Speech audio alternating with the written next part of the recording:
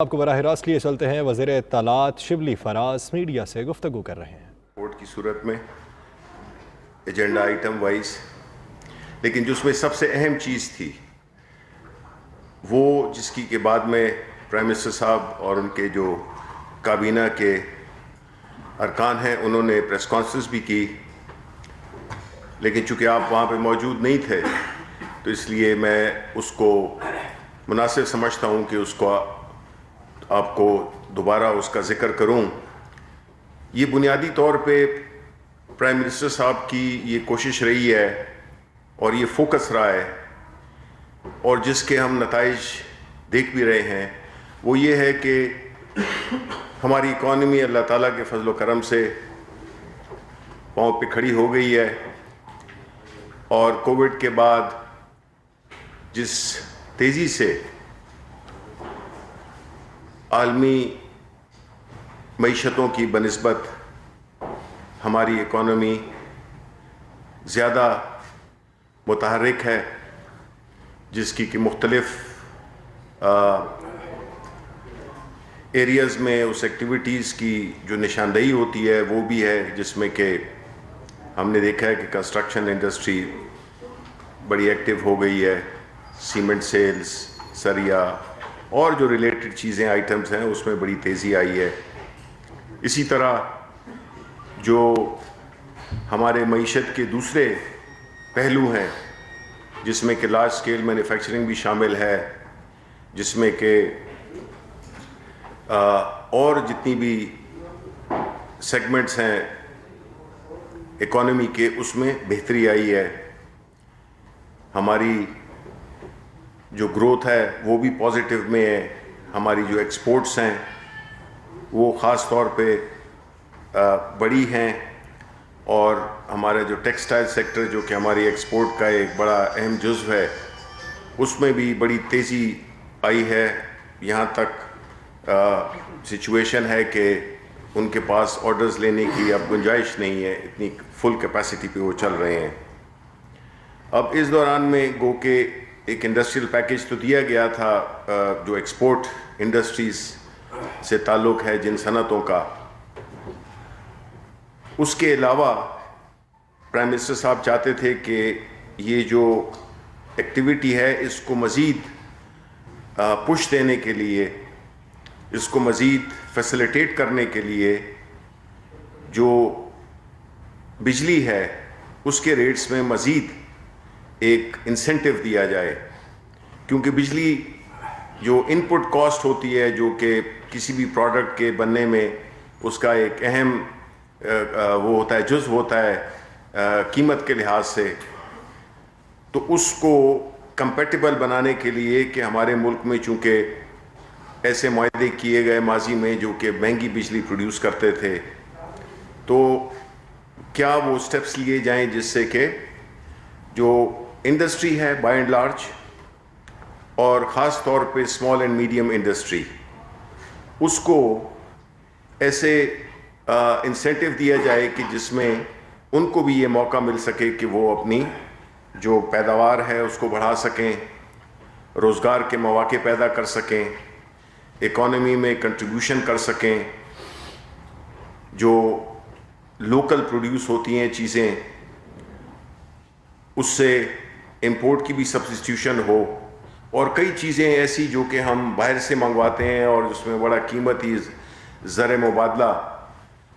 خرچ ہوتا ہے اس کو بھی بچایا جائے، اور خاص طور پہ روزگار کے موقع پیدا کیے جائیں۔ تو اس سلسلے میں جو سٹیپس لیے گئے وہ یہی تھا کہ جو اسمال اینڈ میڈیم انڈسٹری ہے 1 نومبر سے، اور جو باقی انڈسٹریز ہیں ان کے لیے جو اضافی بجلی جو استعمال کریں گے اس پہ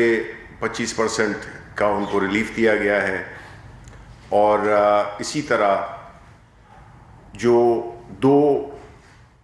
ٹیرفس ہوتے تھے یا 2 ریٹس جو ہوتے تھے، سلیب ہوتے تھے، ان کو یکجا کر دیا گیا، یعنی ایک ہوتا تھا پیک کے وقت اور ایک ہوتا تھا off peak. Off peak hours وہ ہوتے تھے جو کہ 7 سے 11 کے علاوہ تھے،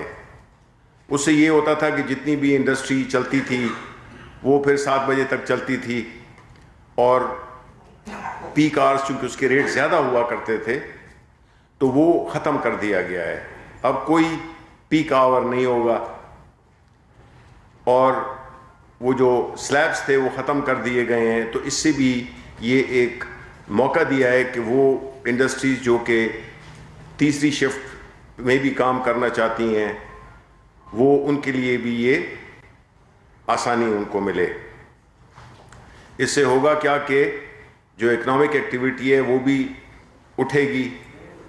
اور جو اسمال میڈیم انڈسٹری والے ہیں ان کو بھی ایک بڑا ایک رعایت ملے گی. اب ان ساری چیزوں کا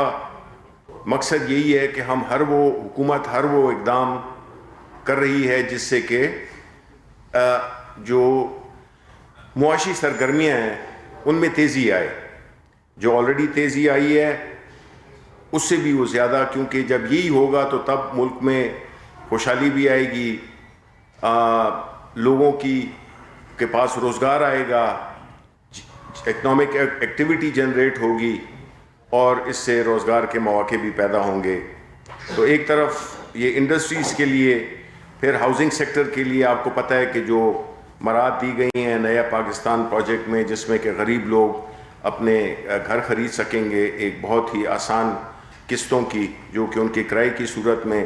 اپنی گھر کی ملکیت کا باعث بنیں گے، وہ ہو گیا. پھر اس طرح جس طرح جتنی بھی حکومت کر سکتی ہے وہ ایکٹیویٹیز کر رہی ہے جس میں کہ ایک اکنامک ایکٹیویٹی پیدا ہو. اس کے علاوہ جو جنرل باتیں ہوئیں وہ تو آپ کی کو میں یہ دے رہا ہوں، اور جس میں کہ آپ دیکھ لیں گے کہ کن کن موضوعات پہ گفتگو کی گئی. دوسری بات، اب ذرا سیاسی سائٹ پہ آتے ہیں. وہ یہ ہے کہ ہم نے دیکھا کہ پچھلے 1 مہینے سے جس طرح کے اپوزیشن جو کہ پی ڈی ایم کے نام پہ اس وقت متحرک ہے، ایک ایسے بیانیے کو لے کے چلی، اور وہ بیانیہ جو کہ اس ملک کے اداروں، اس ملک کی جو ایک ریاست کا جو ایک مقام ہے اس کو نقصان پہنچانے کی کوشش کی گئی. آپ نے دیکھا ہے کہ جو ہی اس اپوزیشن کا جب یہ ان کو کلیئر ہو گیا کہ اب ان کے پاس کوئی اور پتہ ہے نہیں، آخری پتہ انہوں نے فیٹف کے بل کی صورت میں کھیلا جس کی انہوں نے مخالفت کی. جب اس میں بھی کامیاب نہیں ہوئے تو پھر ان کو پتہ چل گیا کہ اب ان کے پاس کوئی ایسا اور پتہ رہا نہیں جس سے کہ وہ حکومت پہ دباؤ ڈال سکیں اور اپنے لیے کوئی مراحت حاصل کر سکیں، جس کو ہم عرف عام میں ناروبی کہتے ہیں. اب ایسی صورتحال میں جب اپوزیشن جس کے پاس نہ تو کوئی پروگرام ہے، نہ اس کے پاس کوئی ماضی کا ریکارڈ ہے، جو کہ انہوں نے 40-50 سال اس ملک میں حکومت کی، اور اس ملک کا جو حال کیا، اس ملک کی معیشت کا، اس ملک کے اداروں کا، اس ملک میں جو ایک لا قانونیت جسے کہتے ہیں رول آف لا، اس کا کلچر کیسے انہوں نے پروگریسولی ختم کیا، کس طرح سے انہوں نے ذاتی مفادات کو قومی مفادات پہ فوقیت دی، کس طرح جو لوگ تھے، عوام تھے، وہ انٹیلیجنٹ ینگ جنریشن جو کہ اس ملک کے لیے بہت کچھ کر سکتی تھی، اقرا پروری کے کلچر کو فروغ دیا، جس کی وجہ سے جن کی سفارش نہیں ہوتی تھی وہ لوگ دل برداشتہ ہو کر ملک چھوڑ گئے. اور یہ وہ ٹیلنٹ جس کو کہ ہم برین ڈرین کہتے ہیں، سب سے زیادہ نقصان پہنچایا اس نے ہمارے ملک کو، کہ ہمارا جو بہترین ذہن تھے وہ اب ممالک میں اپنی جو ان کی صلاحیتیں اس کو استعمال میں لا رہے ہیں. تو اس سے بڑی بدقسمتی کیا ہو سکتی ہے؟ تو اگر دیکھا جائے تو انہوں نے اپنی، جب یہ حکومت میں تھے، یہ قانون سے بھی بالا تر تھے، یہ قانون اپنی مرضی کے مطابق اپنی سہولت کے مطابق یہ قوانین بھی بنا لیتے تھے SROs کی صورت میں. انہوں نے ہر ادارے کو کرپٹ کیا. نتیجتاً آج یہ حال ہے کہ آپ کسی بھی ادارے میں بھی جائیں تو آپ کا کام میرٹ پہ کم ہی ہوتا ہے. اس کے علاوہ جو رہی صحیح کسر تھی وہ انہوں نے اب جب اپوزیشن میں آئے, جس میں کہ یہ کبھی الیکشن کی بات کرتے ہیں, الیکشن, اور کل میں سن رہا تھا شاید خاقان عباسی وہ کہہ رہے تھے کہ الیکشن یہ ہوا اور الیکشن وہ ہوا. تو دیکھیں شاید خاقان عباسی, آپ کو پتہ ہے کہ آپ اپنا الیکشن ہار گئے تھے اپنے آبائی گاؤں سے, اپنے آبائی حلقے سے. پھر آپ نے جا کے لاہور میں لڑا, ادھر آپ جیت گئے. تو یہ کیسے ہو سکتا ہے کہ جو ہارے الیکشن وہ غلط ہے اور جو جیتے وہ ٹھیک ہے؟ یہی حال مولانا فضل الرحمان کا ہے کہ ان کے بیٹے جیتیں تو وہ الیکشن ٹھیک ہے, مولانا ہاریں تو وہ غلط ہے. مقدمات کو لے لیں تو جو فیصلے ان کے حق میں آئیں تو وہ ٹھیک ہے, اور جو ان کے خلاف آئیں وہ ٹھیک نہیں ہے. رانا ثناء اللہ ذکر کر رہے تھے. آپ رانا ثناء اللہ مجھے یہ بتائیں کہ جب آپ کی حکومت تھی اور آپ اس وقت ایک بڑے اہم وزیر تھے, تو ماڈل ٹاؤن کا جو سانحہ تھا جس میں کہ آپ نے خواتین پہ گولیاں چلائیں, کتنے لوگوں کو آپ نے شہید کیا, ان لوگوں کا حساب کون دے گا؟ وہ حساب تو آپ ہی نے دینا ہے, کیونکہ کوئی بھی حکومت اپنے عوام پہ اس قسم کی ظلم نہیں کر سکتی. یہ ماضی کے وہ سیاہ واقعات ہیں جس سے کہ آپ اپنے آپ کو بالکل علیحدہ رکھنا چاہتے ہیں. ایاز صادق صاحب وہ کہہ رہے ہیں کہ جی پوسٹرز لگے ہیں, یہ پوسٹرز ہم نے بالکل نہیں لگائے. آپ نے خود عوام کا جو غم و غصہ ہے وہ اپنی طرف راغب کیا ہے. آپ نے جو باتیں پارلیمنٹ پہ کیں اس پہ نہ تو آپ کو ندامت ہے اور نہ آپ اس کے بارے میں اسی جگہ پہ کھڑے ہیں جس میں کہ آپ کا جو لیڈر ہے, جو کہ بھرپور جس کی کوشش ہے کہ وہ مسلم لیگ پاکستان بنائے, وہ باہر بیٹھ کر باہر کی دھرتی پہ یہاں پہ قانون سے فرار اختیار کر کے اور ایک ایسا بیانیہ